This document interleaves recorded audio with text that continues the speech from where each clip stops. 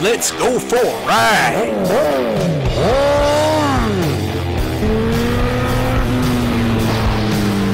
You are watching CycleCruza's all-in-one motorcycle channel. Subscribe today. CycleCruza videos brought to you at 6 a.m. Eastern Standard Time. Out here in Yellowstone National Park here, Wyoming, baby. Rainy day, but that doesn't stop CycleCruza, man. I didn't come all the way out here not to do a MotoVlog on my WR250R. Alright, guys.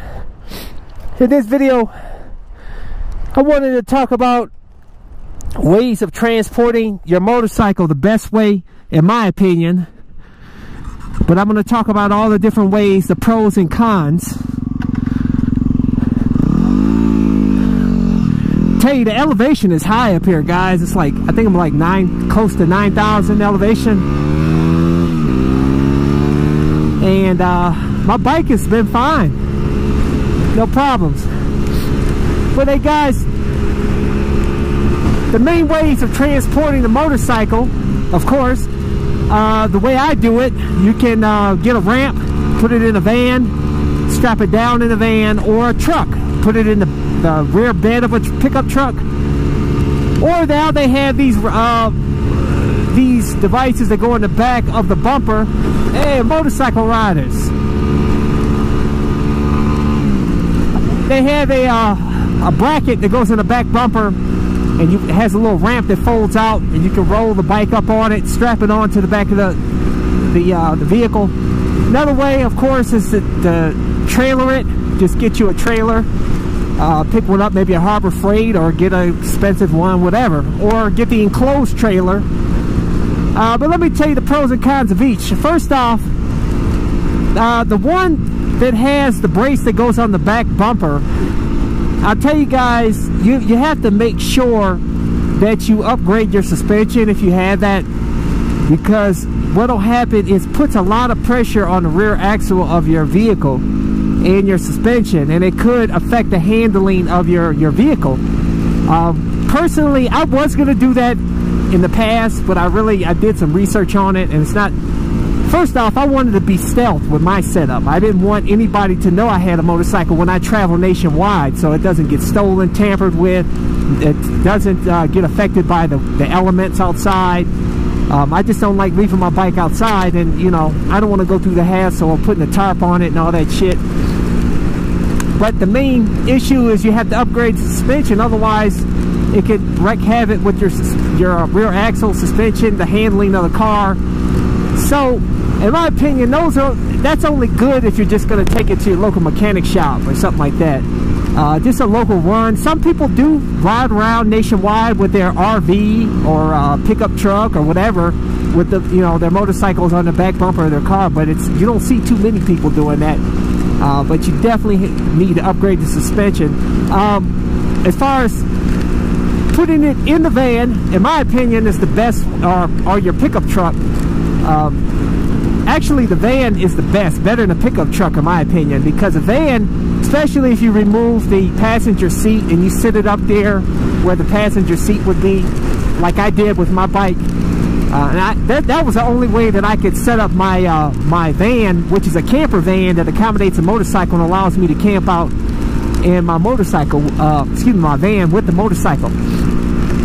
So, but what that does is it puts less stress on the bike, less stress on the vehicle, and because when you put it in the back of a pickup truck, the back of the vehicle usually gets a lot of play, so it can put a lot of stress on the bike, and and you definitely have to make sure you strap it down real good. Either way, you have to make sure you have to strap it down real good, whether it's in the van or the pickup truck. But the toughest part with with the pickup truck and the vans, you have to put the ramp, roll the bike up the ramp, which in my opinion is not that difficult, but it can be, it takes skill, but you can't be a pussy.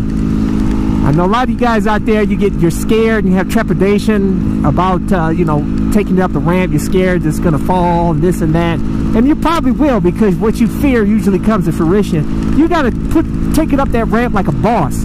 With these light bikes, the reason why I love these WR250R, one of the many reasons I love it, is that it's less than 300 pounds. I could walk it right up and walk it down, no problems. My CBR 600RR and 1000RR, I have to power it up because it's over 400 pounds.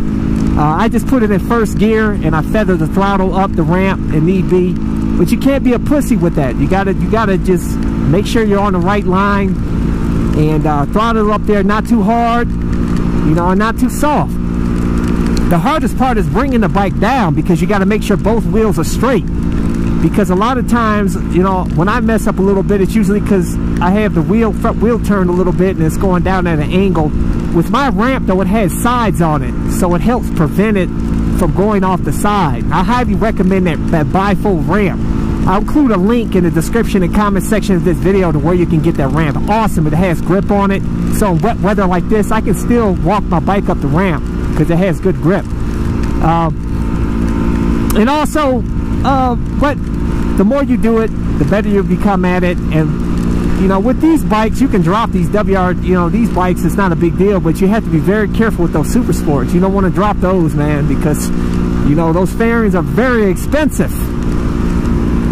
But these plastics are really cheap to place. That's one reason why, one of the many reasons why I love the dual sports. Just, it's a cheaper bike to own all the way around. It's fun, on road and off-road. But anyways, getting back to the, as far as trailering the bike, that's fine if you're just going to take it to your local shop and whatnot. Traveling nationwide with the trailer, a lot of people do it, but I hate trailering shit, man. You get you know, a lot of wind. It causes the sway. It can cause it to jackknife. You can't go everywhere. You're delegated to back parking lots, and then you know, you just can't take it anywhere, and it's just a pain in the ass to tow anything. I hate towing shit. But you may like towing stuff, so I don't know. Like I said, this is just my preferences, and I'm just telling you the way, in my opinion, on, you know, with my experience. I trailered a car with a U-Haul from Florida to Colorado when it was a pain in the ass. The rear tire blew out on the trailer, and it was swaying like this and shit. That's another thing you got to keep up with. You know, if you have a blowout with the trailer, it could cause problems. The enclosed trailer is better than an open trailer because, you know, if you have any problems, you know, it's not like the bike's going to spill over out into the road. It's going to be contained into the trailer. But with trailers, you have to keep that shit in your parking lot. I mean, in your garage, or, you know, your driveway, the side of your house. It's more junk, more shit. An eyesore for the outside of your house, or takes up more space in the garage. So it's just a pain in the ass. In my opinion, get you a get you a cargo van, a cheap cargo van or something like that. Just use it to take your bikes, or you know, take your bike wherever you want to go. And if you want to get crafty like me, you know, I built the one and only bug out Moto van. It's awesome. If you haven't seen actually a stealth bug out Moto van, if you haven't seen that video, go check it out. It's in the I'll include the link to that video in the description and comment section of this video. It's a review video.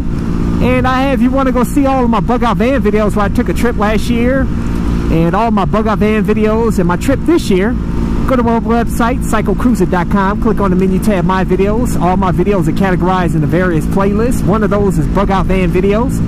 And hopefully you can find something that will inform you or entertain you. Hey, subscribe to my All Over Motorcycle channel. Hit thumbs up if you like this video. Share this video with your friends and get them educated on how to take your motorcycle with you, with your car, truck, van, whatever. But hey guys, signing off to you from Yellowstone National Park. And I hope I can find my way back to my campsite. That would be pretty fucked up if I can, man, I'll tell you. But that's all I have for you guys. So until next time, deuces. Check out my other channel, CycleCruza MotoVlogs, where I discuss anything and everything, not just motorcycle shit.